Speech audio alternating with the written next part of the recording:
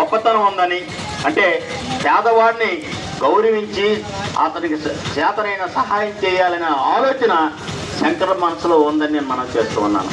మీ అందరికీ మీలోని ఒక వ్యక్తికి మనం ఏంటనుకుంటామంటే, ఇక్కడ సొంత గ్రామంలోన ఎవరో మోకాల శ్రేణు ఈ గ్రామం అనుకోండి, ఎవరు ఆడేళ్ళరా ఆడు మనుషురా అనేసి చాలా సింపుల్ తీసుకుంటాం. కానీ మేము సింపుల్ తీసుకోలేదండి. దాని ఉదాహరణ మీకు ఒక మాట చెప్తాను నేను, చిన్నది. శంకర్ గారు ఎలాంటి సహాయం చేశారు ఒక పేద అమ్మాయికి, అది మీరు అర్థం చేసుకోవాలి. మా ఊర్లో ఒక 25 సంవత్సరాల అమ్మాయి పెళ్ళయింది. ఆవిడికి 2 కిడ్నీలు పోవడం, 2 కిడ్నీలు పోయిన తర్వాత ఆడు నా దగ్గరికి వచ్చి, మా ఆవిడికి 2 కిడ్నీలు పోయే చనిపోతుంది అంటున్నారు, ఏదైనా సహాయం చేయండి అని అంటే శంకర్ దగ్గరికి తీసుకొచ్చాను. వెంటనే శంకరు అలా ఆవిడకి మనం సహాయం చేద్దామని చెప్పేసి, అది ఈరోజు అతను ఎమ్మెల్యేకి పోటీ చేస్తారని రోజు కాదు.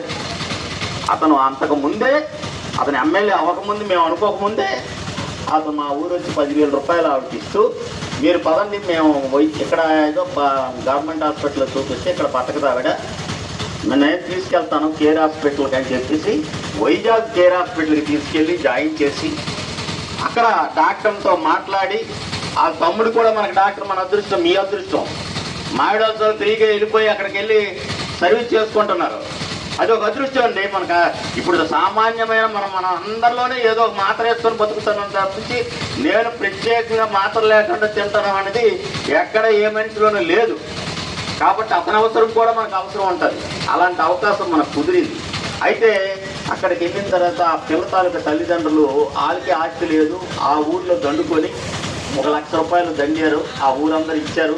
ఇచ్చిన తర్వాత డాక్టర్ అన్నాడు, మీరు ఇమ్మీడియట్గా మరో కిడ్నీ మార్చకపోతే ఇవి బతకదు అన్నారు. అనేసరికి వాళ్ళు ఈ 1,00,000 రూపాయలు ఉన్నాయి, మన ఖర్చులకు వస్తుంది, ఈవిడ అంత్యక్రియలకు వస్తుంది, ఈవిడ కార్యక్రమం చేసుకోవడానికి వస్తుంది అని చెప్పి వాళ్ళు సైడ్ అయిపోయారు, నాకు దూరం అయిపోయారు. ఒక నెల పోయిన తర్వాత శంకర్ మళ్ళీ నాకు ఫోన్ చేసి, ఏం శ్రీను ఆ అమ్మాయిని తీసుకెళ్ళారు కదా, ఏమైంది అని నాకు అడిగారు. నేను అవాటితో అయిపోయింది కదా, 10,000 ఇచ్చాడు, నా మర్యాద తగ్గిపోయింది అనుకుని నేను ఊరుకోను. చూడండి ఇక్కడ అతనికి ఎంత ఇంట్రెస్ట్ ఉన్నదని మనం అర్థం చేసుకోవాలా. అంటే కొద్దిగా టైం ఉంది కాబట్టి నేను చెప్తాను.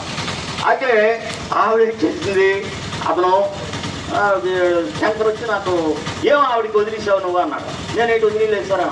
వెంటనే అతను కూడా మళ్ళీ వైజాగ్ హాస్పిటల్లోకి వెళ్ళి ఆ తల్లిదండ్రులకి, అంటే వాళ్ళు మా బాబు మా 1,00,000 రూపాయలు ఇంకొక 3 లక్షలు తెమ్మంటున్నది, మేము ఎక్కడ తేగలం, మేము ఏం చేయగలం, ఆవిడ చచ్చిపోద్దని నిర్ణయం తీసుకున్నాం అన్నాను.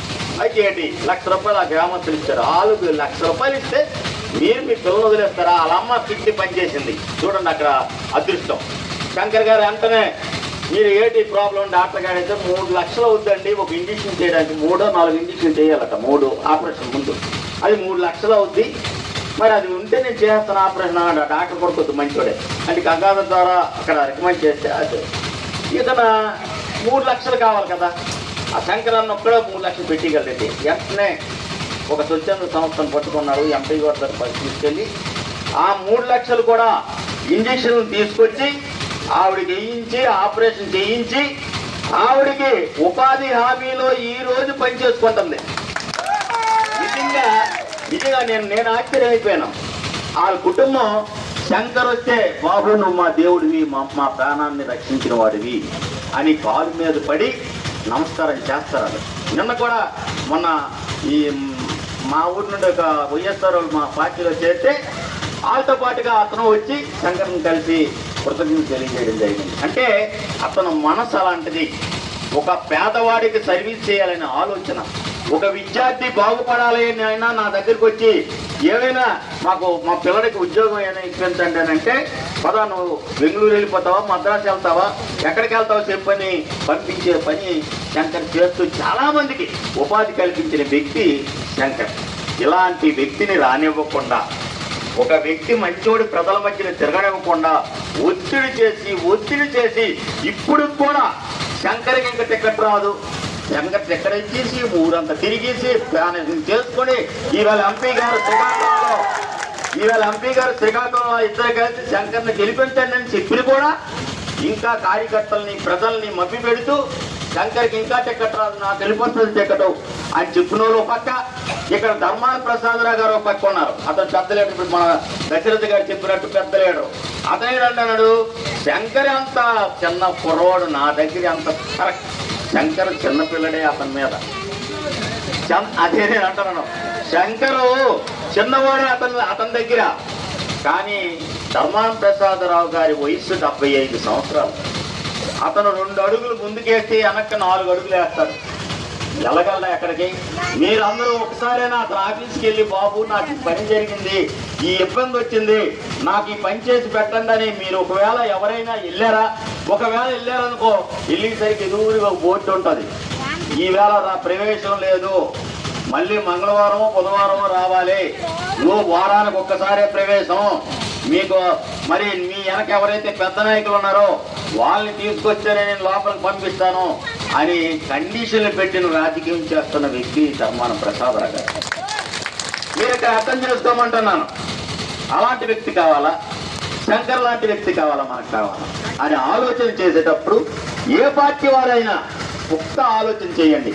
ఈవేళ కృష్ణాపేటలో మనమని చెప్తున్నాం. నేను అనుకుంటున్నాను, మా శ్రీకాకుళం మండలం నుండి ఒక నాయకుడు వచ్చాడు. ఆ నాయకుడిని మనం గెలిపించుకుంటే మా శ్రీకాకుళం పేరు వస్తుంది, శ్రీకాకుళం మండలం పేరు వస్తుంది.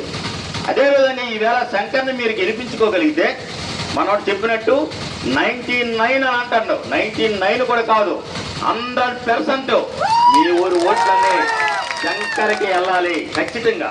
ఎందుకంటే బూత్ ఇచ్చిన తర్వాత మాయిడోస్ వస్తున్నాయి, కృష్ణాపేట వస్తున్నాయి, మరి సింగుపురం వస్తున్నాయి. ఈ ఓట్లు బూతులు ఇవ్వండి అని సూచనొత్తితే ప్రతిపక్ష పార్టీకి ఒక్క ఓటు పడకుండా మొత్తం ఓట్లు పడవలసిన బాధ్యత మీ